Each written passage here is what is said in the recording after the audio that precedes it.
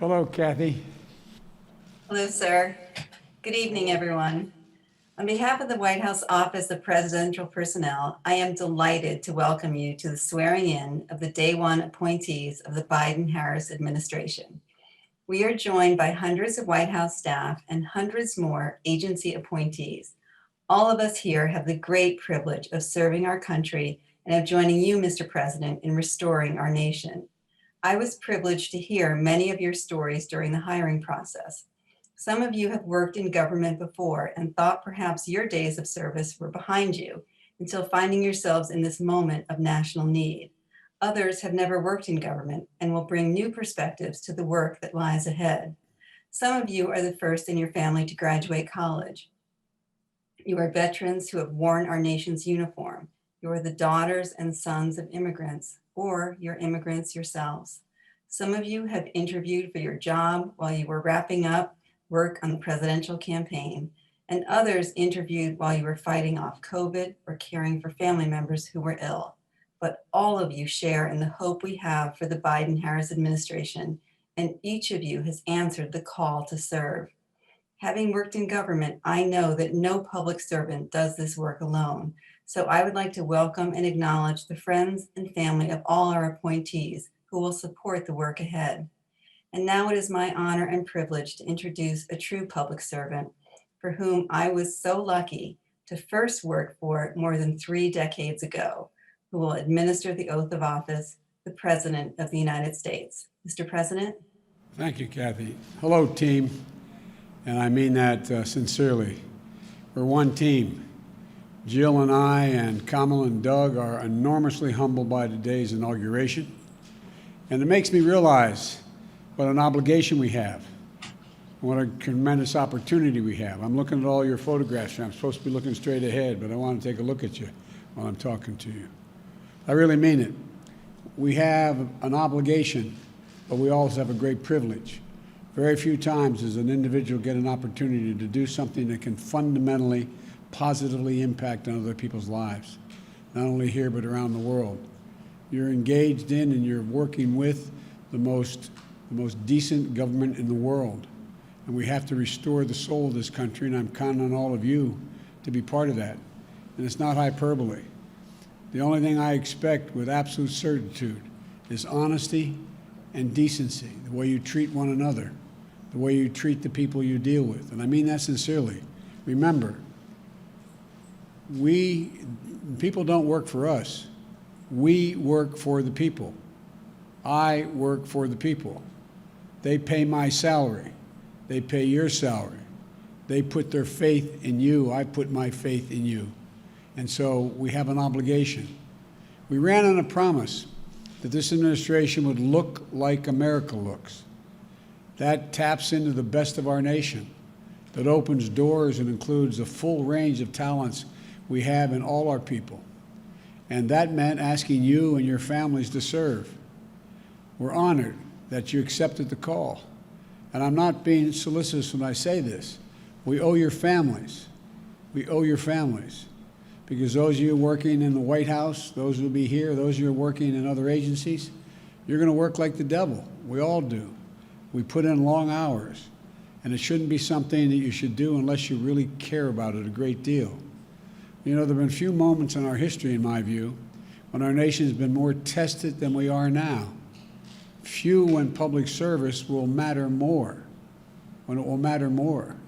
And history going to measure us, and our fellow Americans will measure us by how decent, honorable, and smart we've been in terms of looking out for their interest. You know, to contain a pandemic, to administer a vaccine, it's going to be the most consequential logistical thing that's ever been done in the United States. It's going to take a lot, an awful lot. We're going to rescue an economy, but we have so many opportunities to build it back and build it back so much better. I've said from the beginning that when the American people given half a chance, they have never, ever, ever, ever, ever let their country down.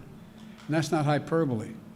You know, some thought in my party, our party, my party, and some thought in the country, and some thought in the press, when I said I was running for 3 reasons. I said I was running to restore the soul of America. By that I mean just common decency, honor, your word, doing what you say you're going to do, treating people with respect.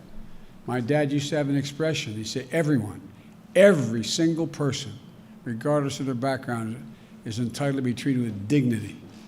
I expect you to do that for all the folks you deal with, all the folks we work for, the American people. And you're going to try to keep us safe and secure from the threats and the unseen, to root out systemic racism. We've reached a point, in my view, where the American people have had the blinders have been taken off. They've been taken off and realized, they didn't realize before, just how much systemic racism still exists, because they didn't live in circumstances where they were with large minority populations, whatever the background was. And all of a sudden, they see what happened to George Floyd, with his nose being pushed up against the curb, suffocated to death and murdered. And they said, my God, that really happens. This piece of technology has changed. The young man had the courage to stand there for 8 minutes and 44 seconds and take that picture. And the whole world responded. The whole world responded. We have a chance. We have a chance to change things. For the reason I got involved in politics when I was a kid at 26 years old, running for local office to try to change redlining. I really mean it. So you shouldn't be doing this unless you feel it. I always say a simple proposition. I trust people more who the idea and the concern starts in their gut, goes to their heart, and is able to articulate it by a good brain, rather than the person who thinks of it intellectually but never feels it. The people you can count on are the ones that starts from the gut, works their way to the heart, and have the intellectual capacity to do what needs to be done. And so, folks, we have a lot going on. We have a lot of opportunities. We can meet this existential threat of climate change. I really believe it. Again, the world has figured out, the United States has figured out, whoa, it makes a gigantic difference. Makes a gigantic difference, these unseen threats, air you can't breathe, living on fence-line communities and the like. So much more we can do. We have such an awful lot to do, but I know you. I know your heart, your dedication, your commitment to this nation. And I know you can do it, and we're going to do it by leading with one core American value: humility and trust, collegiality, diversity, competency, and family. And I want to thank your families for the sacrifices. But I'm not joking when I say this. If you're ever working with me and I hear you treat another colleague with disrespect, talk down to someone, I promise you I will fire you on the spot. On the spot. No ifs, ands, or buts. Everybody is entitled to be treated with decency and dignity. That's been missing in a big way the last 4 years. Kathy's gone through all your backgrounds, talked to me about you. I'm confident you have the capacity to do it. We're going to be judged. We're going to be judged whether or not we restored the integrity and the competency of this government. I need your help badly. Last thing I'll say, I'm going to make mistakes.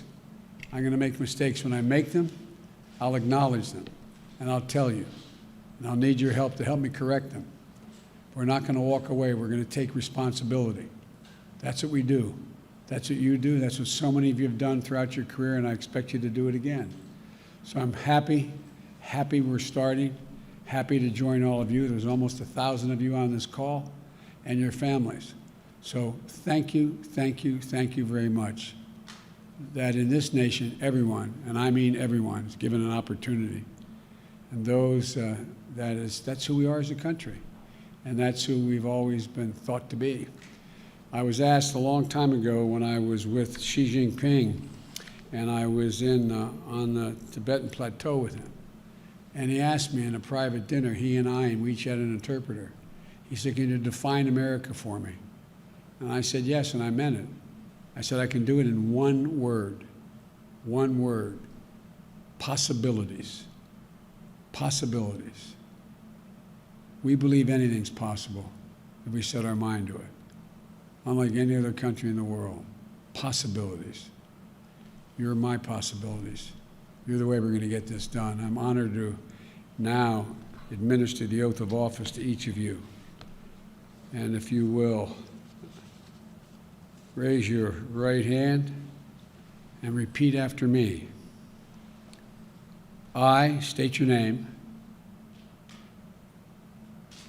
Do solemnly swear that I will support and defend the Constitution of the United States against all enemies, foreign and domestic, that I will bear true faith and allegiance to the same, that I take this obligation freely without any mental reservation or purpose of evasion, and that I will well and faithfully discharge the duties of the office on which I am about to enter. So help me God. Thank you. Welcome. As my mom would say, God love you all. We got a lot of work to do. A lot of work to do. Thank you for being willing to join. Bye-bye.